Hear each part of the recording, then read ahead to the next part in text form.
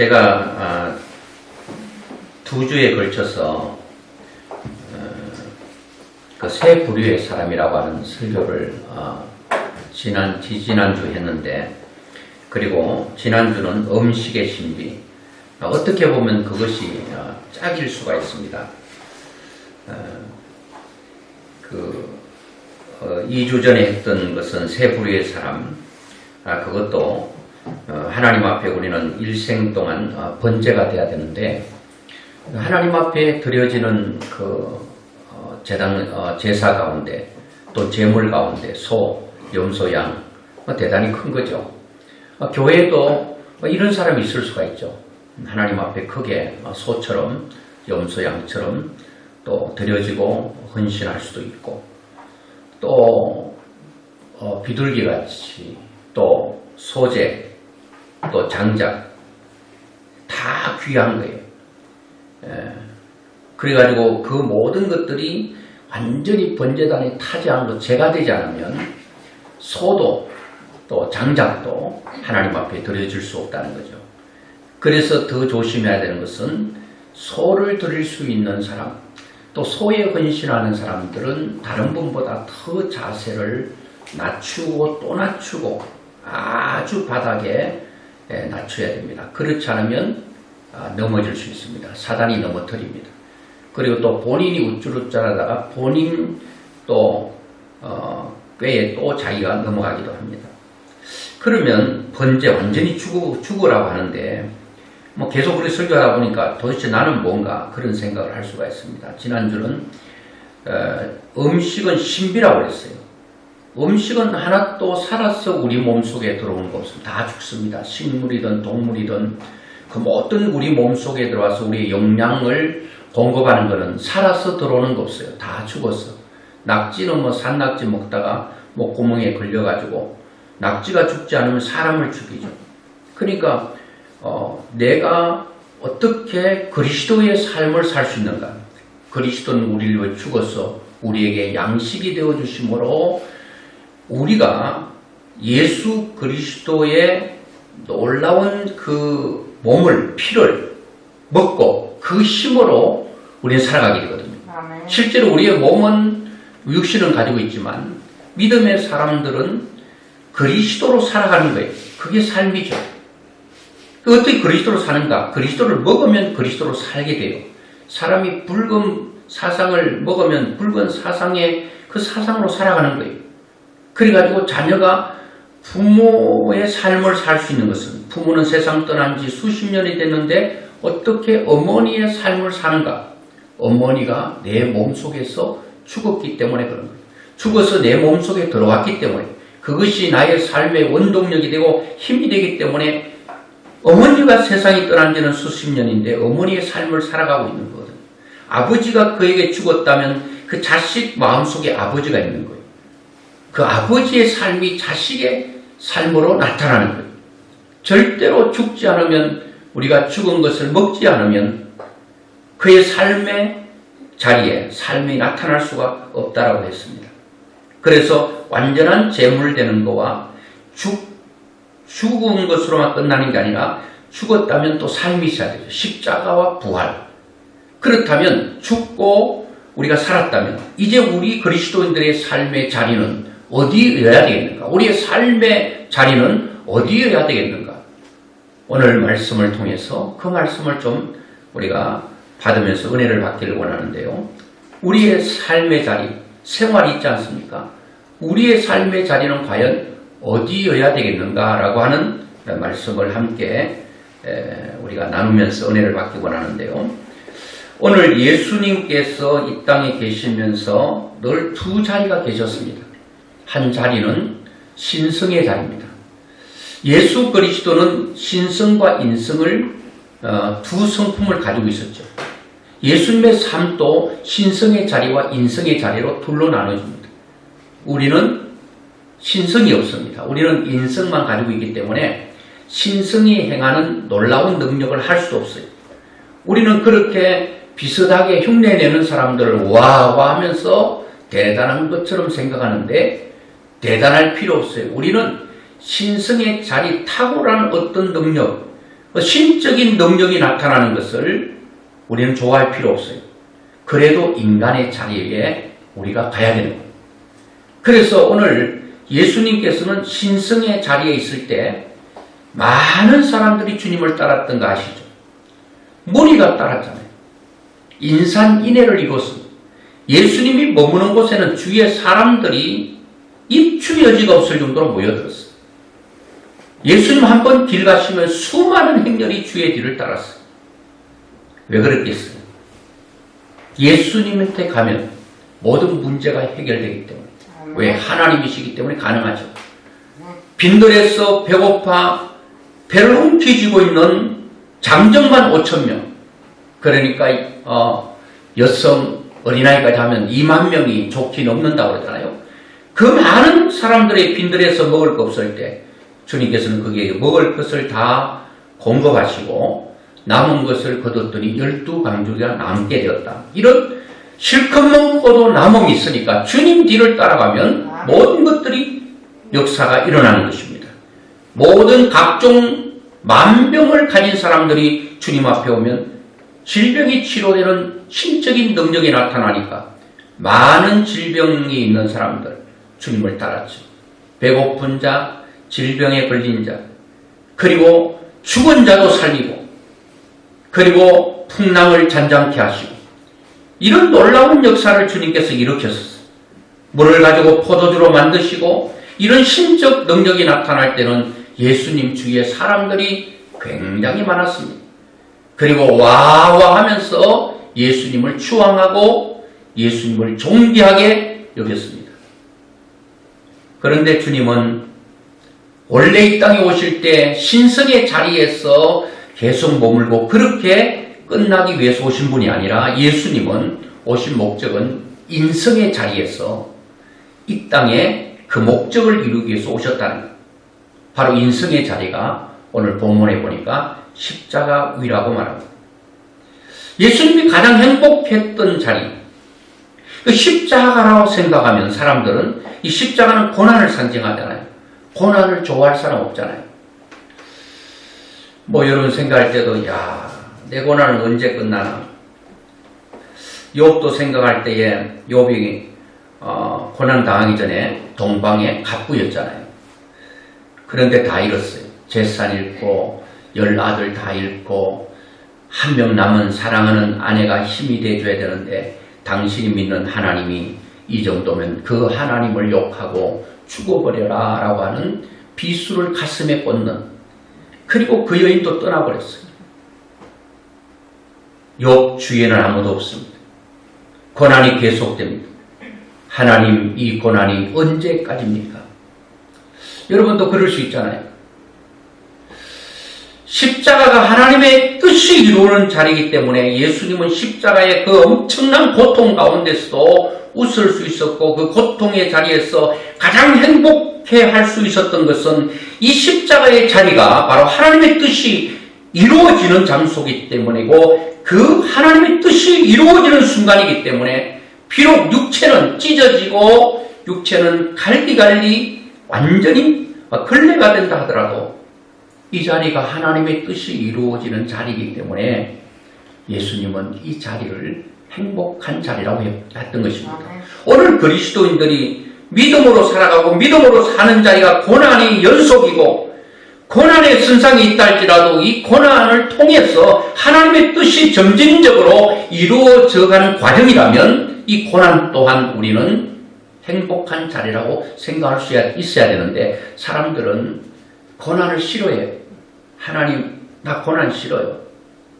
뭔가 모든 것들이 잘 되고 자녀들이 잘 되고 돈은 막 계속 산더미처럼 굴러 들어오고 건강은 뭐 하늘 찌르듯 충만하고 뭐 문제가 하나도 없는 그런 삶을 원하고 기대합니다. 뭐 그건 나쁘다는 게 아니에요. 그렇게 살지 말라는 거 아닙니다. 제가 소 얘기할 때도 그랬고 소를 들인 자는 더 조심해야 된다고 그랬잖아요. 우리가 그렇게 살아도 번제로 사는 게 두려워져야 된다. 있는 자나 없는 자는 높고 낮음이 있을 수가 없다고 그랬어요. 그리스도 안에는 다 번제가 돼야만이 하나님이 받으시기 때문에. 나는 소를 들었기 때문에 고개 들으면 그 번제 안 되면 하나님 안 받으시고. 그렇다고 해서 장작 나는 보잘것없다 그게 번제가 안 되면 하나님 받지 않아요. 그래서 우리는 장작이라도 비굴해하고 부끄러워할 필요도 없고 소를 드렸다고 어시되고 그들은 피울 필요도 없고 모두가 하나님 앞에는 동일하게 번제가 되었어. 높은 자도 낮은 자도 가진 자도 가지지 못한 자들도 하나님 앞에는 번제로 드려질 때 그 번제를 통해서 하나님 영광을 받으시고 번제는 다 똑같잖아요. 제니까. 그러니까 누가 높고 누구를 아래로 바라보고 누구를 위로 바라봐서는 안 된다는 거예요. 하나님 앞에는 다 제가 되기 때문에 다 동일한 거예요. 자, 그런데 우리에게 십자가의 자리가 있어요. 고통의 자리가 우리에게 와요. 그럴 때 욥은 그랬을 거 아니겠습니까? 아내도 자식도 잃었고 친구들마저도 와서 공격하기를 야 욥아 너무 너의 몰골을 보니까 비참한데 너 무슨 죄를 지어서 이런 고통과 이런 환난을 당하고 있니? 하나님 앞에 회개해라. 계속 새 친구들이 공격하다가 그것도 부족해서 마지막 한 친구까지 와가지고 계속 며칠 동안 성경에 보세요. 욥기 거의 30몇 장을 욥 너 하나님 앞에 회개 너 죄 지었지 이겁니다. 여러분 꼭 뭐 고난이 죄 때문에 오는 건 아니죠. 물론 죄 때문에 우리를 깨닫게 하고 우리를 하나님 앞에 돌이키기 위한 고난도 있지요. 그러나 다 그런 건 아닙니다. 하나님께서 훈련으로 고난도 있어요. 더 크게 서기 위해서 이 고난이 필요하기 때문에 고난이 올 수 있는데 우리는 모두를 살아가서 죄와 연관시키고 예수를 잘 못 믿어서 당신 그래 하기 좋은 얘기로 해서는 안 된다는 거예요. 알 수가 없는 거죠. 자, 그런데 이 고난의 자리는 참 아파요. 그래서 하나님 이 고난이 언제 끝나겠습니까? 언제 하나님 42장의 갑절의 축복이 언제입니까? 우리 그거 몰라서 답답한 거잖아요.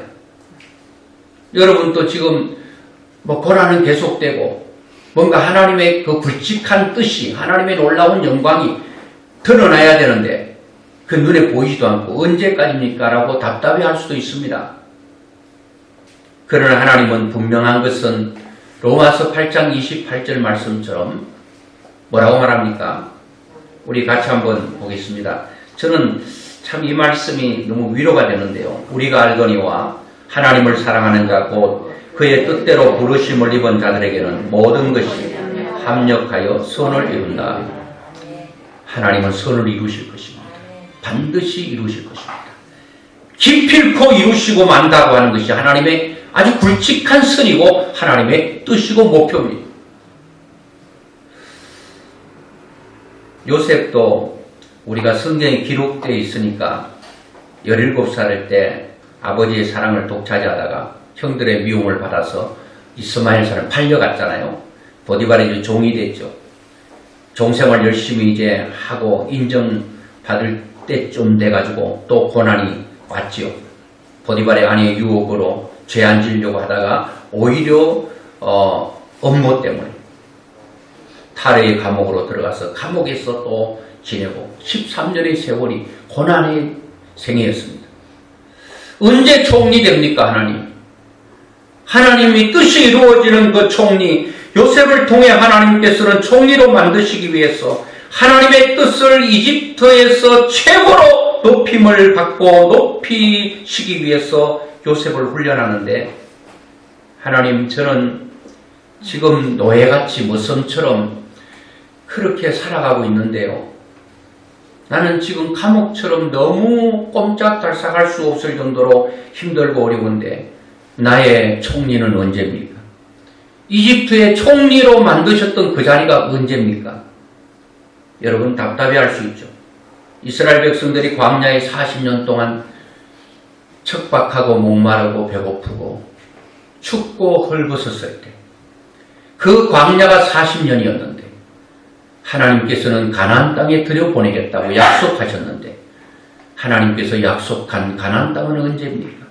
우리가 언제까지 이 배고프고 춥고 헐벗고 이렇게 힘든 광야를 계속적으로 살아야 됩니까? 이스라엘 백성들의 입장에서는 답답하죠. 하나님께서 알려주면 야 40년만 고생해라. 그러면 바로 가나안 땅이다. 적과 꿀이 흐르는 가나안 땅이다. 요셉에게도 야 요셉아 고생 많지. 13년만 수고해라. 좀 힘들더라도 잘 견뎌라. 그리고 13년 후에는 너 30세 될 때 세계 최고의 나라 이집트의 총리 만들어 줄게. 총리가 되는데 바로보다 더 모든 권위를 너에게 주겠다. 그럼 버텨볼 만도 하잖아요. 어떻게 보면 40년 하면 못 버티고 중간에 포기할 사람도 있어요. 13년의 고난의 세월을 알게 되면 13년을 못 버티는 사람이 있을 수 있어요. 그래서 하나님께서는 전도서 7장 14절에 보니까 우리의 앞날을 모르게 하셨다는 거예요. 우리가 형통한 날이 올지 공고한 날이 올지 병행하는데 이것이 언제 올지 모르겠다는 거예요. 여러분에게 만약에 그거 안다고 그러면 야 10년 후에 좋은 세월 오겠다. 근데 10년은 죽을 만큼 힘들다. 그러면 10년 좋은 날 보기 전에 그 10년의 고난의 세월에 낙심하고 낙담하고 죽어버릴 수도 있다는 거예요. 10년 후에는 지금은 엄청 천국과 같은 삶을 줄게. 10년 후에는 그때부터 너 지옥 같은 삶이 된다. 그러면 지금 10년의 천국을 누리는 게 아니라 10년 후에 지옥을 생각해서 앞당겨서 발발 떨고 먹어도 먹음 같지 않고 누려도 누림 같지 않고 그렇다는 하나님이 다 덮어놓으신 우리가 아는 것 중요한 거 아니에요. 오늘 여러분 오늘 이렇게 우리의 인생 가운데 우리는 항상 어디 자리에 있어야 되는가 하면 십자가의 자리에 있어야 됩니다. 이제 들어보면 아시겠지만 왜 안 그래도 힘든데 또 십자가의 자리, 고난을 상징하는 십자가의 자리에 내가 있어야 되는가. 오늘 그리스도인들은 십자가 위에 있는 삶을 살아야 되는데 왜 그렇게 살아야 되는가 알게 될 것입니다. 야, 예수님께서는 신성의 자리에 때 대단했죠. 근데 예수님이 인성의 자리에서 그것도 바로 최악의 자리, 인간적으로 최악의 인간적 자리가 어딘가 하면 바로 십자가 위입니다. 십자가 위에서는 그야말로 아무것도 못하는 힘없고 무능하고 무능력한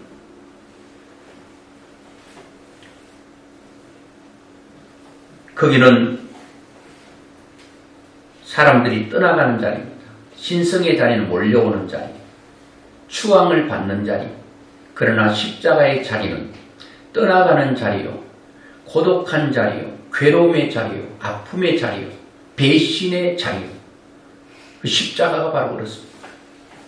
바로 여러분 신성의 자리에 최악의 자리가 십자가인데 그 십자가 위에서 예수님은 행복해할 수 있었던 것은 그 십자가를 통해서 하나님의 뜻이 완벽하게 이루어지는 장소이기 때문에 우리가 십자가 위에 있지 않으면 하나님의 뜻은 절대로 나를 통해 이루어질 수가 없습니다. 예수님께서 요한복음 19장 30절에 보니까 다 이루었다고 그랬거든요.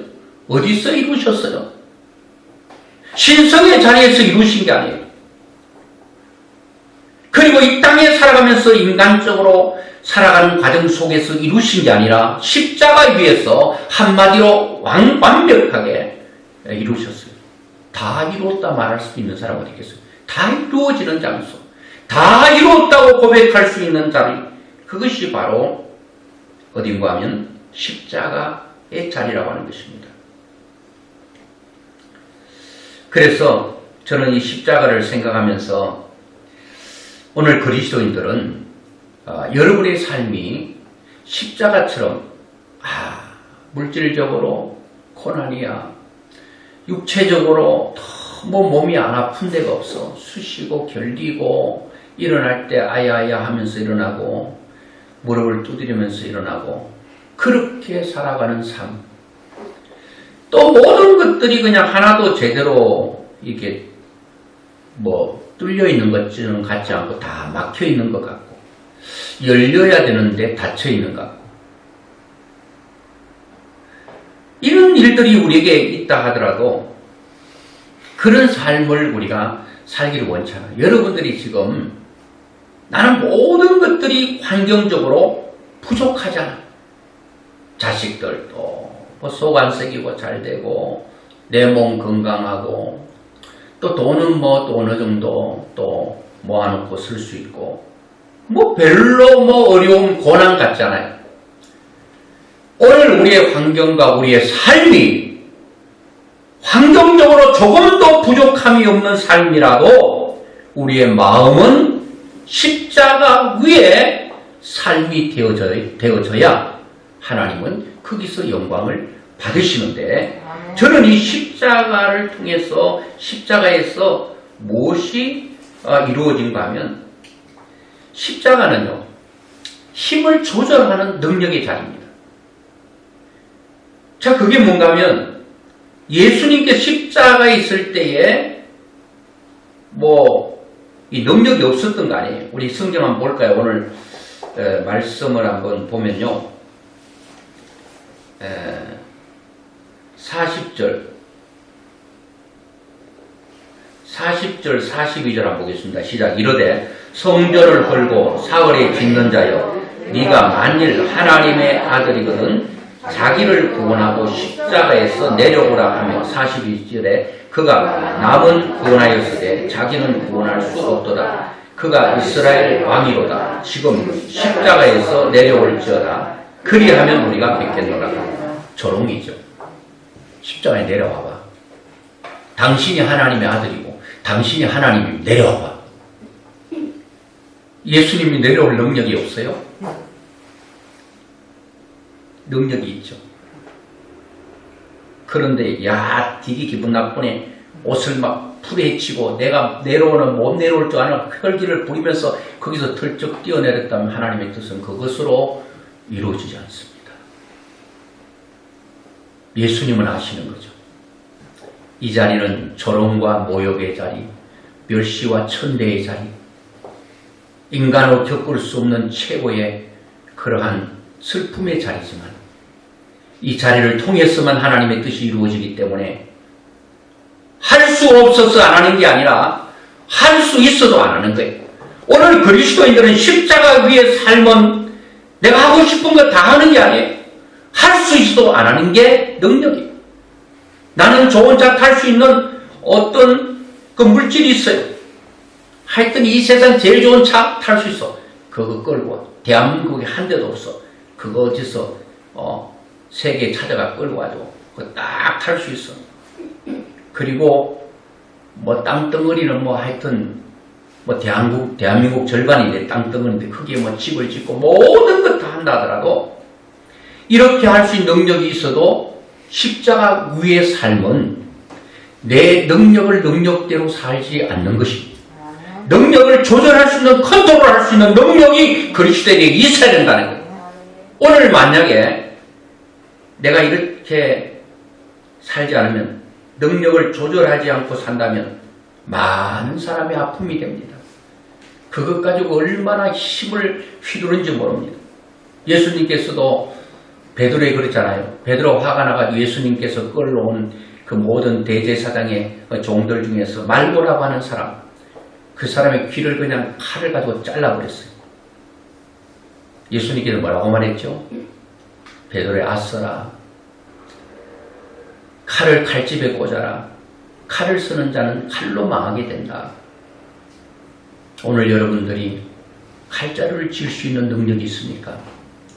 약한 자, 부족한 자, 칼날을 잡고 있는 사람이 바들바들 떨면서 나를 도와달라고 예언할 때 그 칼자루를 휘두르면 안 된다는 겁니다. 그것을 칼집에 꽂아야 된다. 능력의 힘을 그대로 다 사용하는 게 아니에요.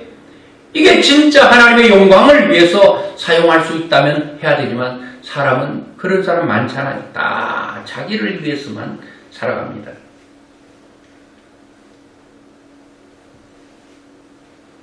오늘 예수님도 십자가에 있지만 여전히 신성을 가지고 있어요. 하나님의 신적인 능력을 가지고 있다.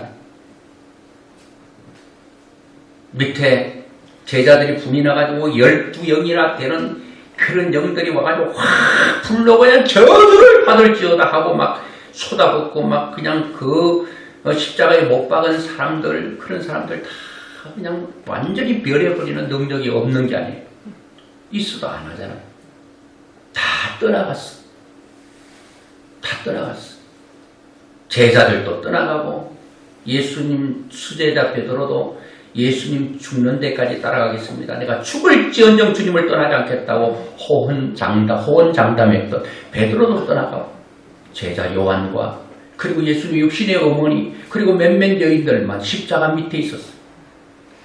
십자가는 사람들이 떠나가는 장소요. 외로운 장소요. 고독한 장소, 굉장히 어려운 장소이기도 합니다. 그런데 이 자리가 최고의 축복의 자리인 것은 예수님이 십자가상에서 하나님과 드디어 연합과 일체와 결탁이 이루어지는 장소.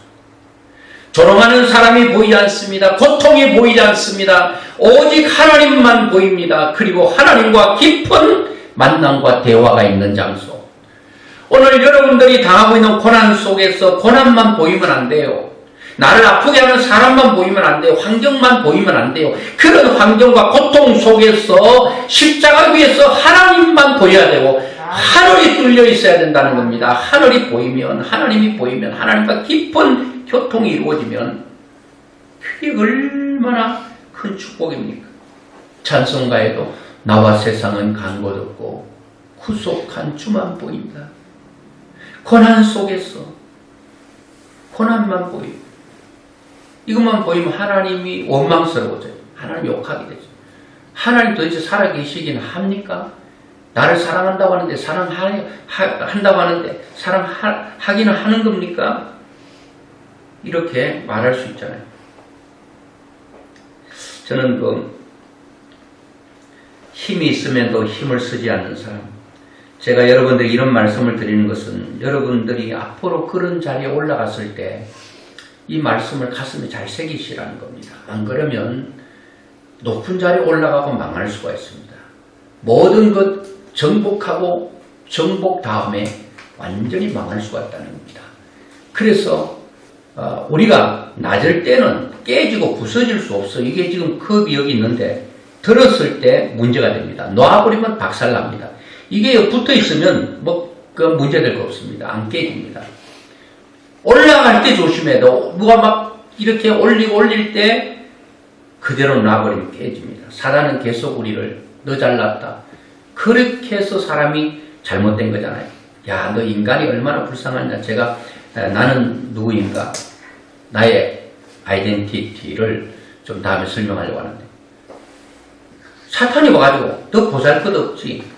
아이고, 너서 선악과 먹어봐. 하나님처럼 돼. 왜 하나님 먹지 말라고 하는지 알아? 하나님이 자기와 사람이 같이 될까봐. 경쟁 상대가 될까봐. 천만에. 사단은 계속 속입니다. 너 잘났다고 말합니다. 그런데 나 잘난 줄 알았어요. 누가 못났다 그러네. 화가 불처럼 일어납니다. 그래가지고 눈에 보이는 대로 잡히는 대로 던져버리고 와장창 중창 주장창하고 다 박살나고 마는. 사탄의 벼락은 우리를 띄워서 떨어뜨리는 거예요.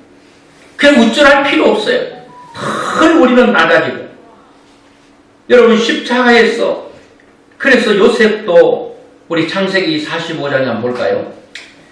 당신들이 나를 이곳에 팔았다고 해서 근심하지 마소서, 한탄하지 마소서.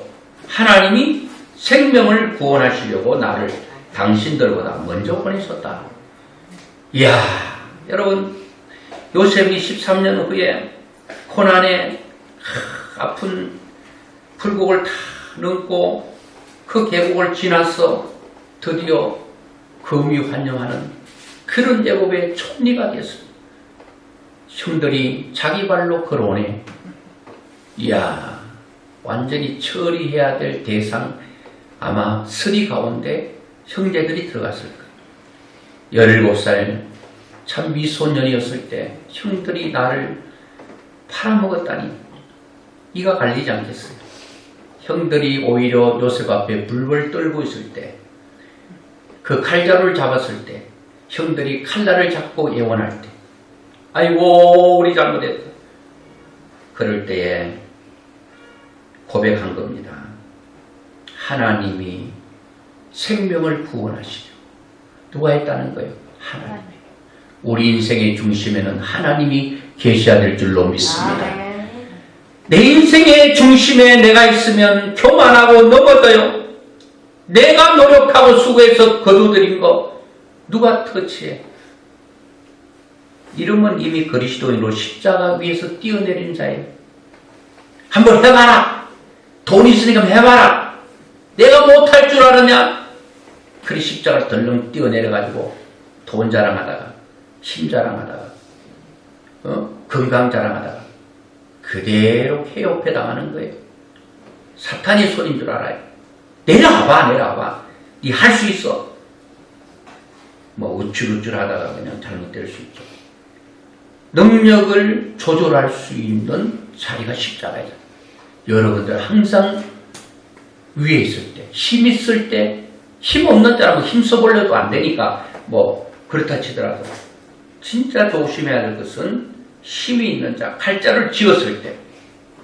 그 다음 여기서 보니까 십자가의 자리는 감정과 기분을 조절하는 장소예요. 다스리는 장소예요. 이야, 여러분 한번 볼까요? 성경에 마태복음 27장 39절 41절 44절 같이 한번 보겠습니다. 시작. 지나가는 자들은 자기 머리를 흔들며 예수를 모욕하여 그와 같이 대제사장들도 서기관들과 장로들과 함께 희롱하여 이르되 함께 십자가에 못 박힌 강도들도 이와 같이 뭐하더라? 욕하더라. 세상이 지나가는 사람 쳐다보면서 욕해. 아이고 잘났다. 하나님 아들 참 말 좋네. 뭘 좋다.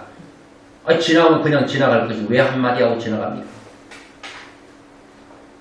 그리고 종교 지도자들, 성경을 안다는 사람들, 요즘 말하면 믿음 있다는 사람들, 대제사장들, 서기관들, 장로들, 이런 사람들도 함께 희롱했다고 그랬어요.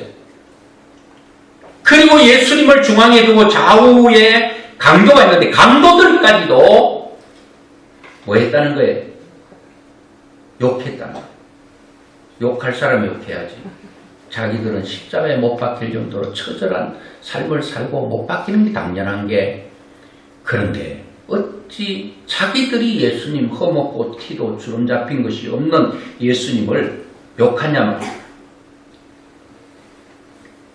이야, 여러분, 우리가 잘못하고도 좀 이렇게 나무람을 듣는다든가 이렇게 좀 꾸지람을 당하면 화나는데, 야, 내가 지금 안 했는데 했다고 자꾸 그러니까 막 애들이 막 어떻게 할 수가 없는 애들도 많잖아요.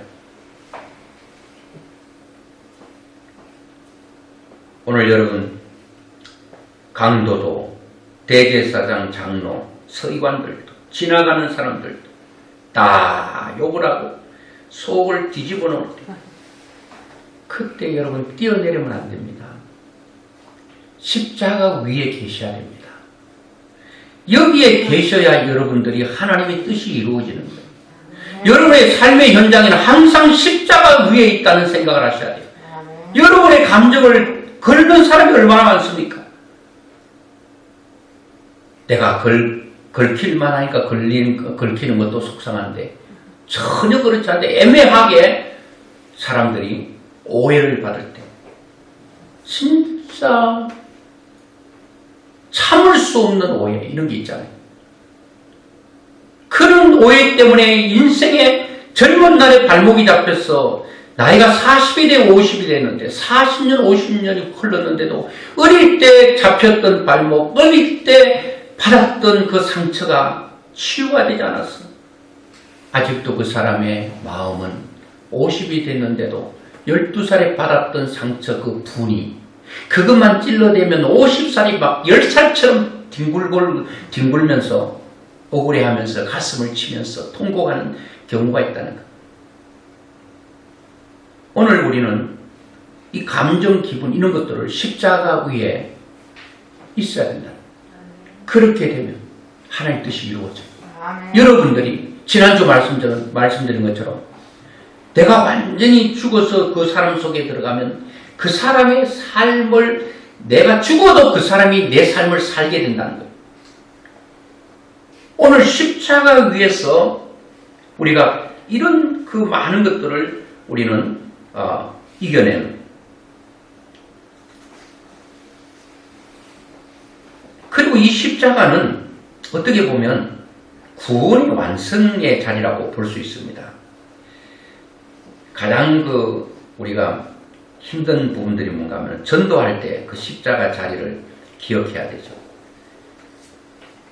그 십자가에 주님께서 그 감정과 기분을 다 하고 옆에 있는 강도가 이제 한번 우리 누가복음 23장을 한번 볼까요? 누가복음 23장, 빌립보서 2장을 한번 보겠습니다. 빌립보서 2장 5절부터 8절까지 예수님께 십자가의 자리가 너희 안에 이 마음을 품으라 곧 그리스도 예수의 마음이니 그는 근본 하나님의 본체시나 하나님과 동등됨을 취할 것으로 여기지 아니하시고 오히려 자기를 비워 종의 형체를 가지사 사람들과 같이 되셨고 사람의 모양으로 나타나사 자기를 낮추시고 죽기까지 복종하셨으니 그 십자가에 죽으십니다. 하나님이신 그분이 십자가에서 죽기까지 복종했는데 자기를 낮추시고 그게 십자가의 죽음이란. 오늘 여러분 하나님이 인간 된다는 것은 인간이 구득이 되는 것보다 더 떨어지는 자리예요. 그럼에도 많은 조롱과 모욕과 조소와 이런 것들을 다 견디고 거기 있었던 것은 이 자리는 바로 하나님의 구원의 역사가 이루어지는 자리요. 내 고통으로 말미암아 다른 사람이 행복해질 수 있는 자리라는 겁니다. 내가 십자가에 죽어짐으로 말미암아 내 감정과 기분을 다스림으로 말미암아 그 주위를 행복한 자리로 만들 수 있는 십자가의 자리이기 때문에 그렇다는 겁니다. 예수님은 아셨어요. 이 십자가의 고통 후에 하나님의 뜻이 온전히 이루어질 때 수많은 사람들이 구원받고 하나님 백성 되고 행복한 사람으로 살아갈 것을 아셨기 때문에 그 샘플적으로 예수님 바로 옆에 있던 강도입니다. 자, 누가복음 23장 39절부터 한번 보겠습니다. 달린 행악자 중 하나는 비방하여 이르되 네가 그리스도가 아니냐 너와 우리를 구원하라 하되 하나는 그 사람을 꾸짖어 이르되 네가 동일한 정죄를 받고서도 하나님을 두려워하지 아니하느냐 우리는 우리가 행한 일에 상당한 보응을 받는 것이니 이에 당연하거니와 이 사람이 행한 것은 옳지 않은 것이 없느니라 하고 이르되 예수여 당신의 나라에 임하실 때에 나를 기억하소서 하니 예수께서 이르시되 내가 진실로 네게 이르노니 오늘 네가 나와 함께 나그네 있으리라 하시니라. 아멘. 자, 여러분 예수님께서 이 십자가에 죽은 그 십자가의 자리가 구원이 일어나는 자리입니다. 여러분들이 다른 사람을 구원하려면요 이런 십자가의 자리가 있지 않으면 여러분들은 다른 사람을 구원할 수 없습니다. 저는 특히 여러분들 가정 중에 예수 믿지 않는 사람이 일일이 기도하고 있습니다. 예수 믿고 구원받게 해달라. 나오지 않는 사람 나오게 해달라고 기도하지. 인간임으로 안 되잖아요. 요한복음 6장 44절에 나를 보내신 아버지께서 이끌지 아니하시면 아무라도 내게 올 수 없으니 오는 그를 내가 마지막에 그를 살리겠다고 그랬는데 인간임으로 안 되잖아요. 여러분 전도할 때 진짜 예수님께서 십자가에서 수많은 사람처럼 여러분 지금 코로나 때문에 전도하면요 아이고 사람들이 지금 어느 시대인데 전도합니까? 교회 다니는 거 예수 믿는 거요 얼마나 욕한지 알아요? 이런 조롱 소리에 귀를 기울이면 여러분 십자가에 뛰어내려야 됩니다. 거기서 완전히 죽으셔야 됩니다. 감정이 죽어야 됩니다. 그리고 내 기분이 죽어야 됩니다. 내 자아는 완전히 죽어질 때 거기서 구원의 역사는 계속 일어나게 되고 그 구원이 육신의 구원도 구원이지만 영적인 구원, 최고의 영광의 구원의 역사가 일어나게 된다는 거예요. 이 강도를 기점으로 해서 온 인류가 다 구원받게 되고 자 예수님은 빌립보서 2장 이어서 한번 보겠습니다. 시작. 이러므로 하나님이 그를 지극히 높여 모든 이름 위에 뛰어난 이름을 주사 하늘에 있는 자들과 땅에 있는 자들과 땅 아래에 있는 자들로 모든 무릎을 예수의 이름에 꿇게 하시고 모든 입으로 예수 그리스도를 주라 시인하여 하나님 아버지께 영광을 돌리게 하셨느니라. 아멘. 자 예수님께서 십자가의 죽으심으로 말미암아 하나님께서 그를 지극히 높여버렸다. 오늘 여러분 죽는 자리가 죽어서 없어지는 자리가 아니에요. 여러분들이 죽는 그 자리가 또 다른 살아남의 역사가 일어나고 하나님의 영광이 드러나고 여러분들을 하나님 높여주는 그러한 자리라고 하는 것입니다. 그래서 예수님께서는 십자가의 죽음의 자리가 여러분 거기서 다 모든 것이 끝나는 것 같지만 끝나는 것이 아닙니다. 오늘 여러분들이 외적으로 삶으로 뭐 환경적으로 부족함이 없어도 외모적으로 뭐 그냥 자랑할 만해도 모든 것들이 좋아도 여러분들은 항상 어디 자리에 머무셔야 되는가 하면 십자가 위에서 머물러야 됩니다. 하나님이 주신 능력을 마음껏 여러분들 위해서 서지 말고 하나님의 영광을 위해 서고 그리고 내가 그런 어떤 많은 그 조롱과 어려움과 그런 예수 믿는다고 또 전도한다고 그런 거 있다 하더라도 여러분들이 죽어지면 거기서 놀라운 열매가 맺혀집니다. 그리고 다른 사람을 행복하게 합니다. 여러분 다른 사람 행복해 여러분 행복해요. 가정 식구들 10명 중에 1명만 아파도요 9명의 가족들이 다 아픕니다. 가족이 그런 겁니다. 그런데 다 아프잖아요. 오늘 여러분 내가 죽으면 그 주위를 다 여러분 살릴 수 있습니다. 교회도 내가 살아서 있다면 어떻게 했어요? 죽어야 되는데 설 죽어가지고 날뛰면 얼마나 무섭습니까? 개도 이렇게 과거에는 목매서 이렇게 막 두드려 패서 죽이고 했는데 그래 목을 맸는데 두드려 패고 뭐 거슬렸는데 절강 거슬리다가 놀래가지고 풀려 도망갔어요. 야 죽다가 안 죽고 이렇게 돌아다니는 개를 보니까 끔찍하고 무서워요. 죽을 때 완전히 죽어야 됩니다. 여러분 진짜 99% 죽으면 안 됩니다. 십자가 위에서 아무것도 할 수 없습니다. 여러분 거기서 어떻게 하겠어요? 십자가에서 못 박혀 있어 꼼짝달싹할 수 없는 그 자리가 십자가의 자리라고 합니다. 그런 자리에서 하나님과 깊은 만남이 일어나고 날마다 하나님의 역사가 여러분을 통해서 일어날 수 있도록 이번에 여러분 지금부터 여러분들은 늘 십자가 위에서 승리하는 귀한 축복이 있기를 주의 이름으로 축원합니다.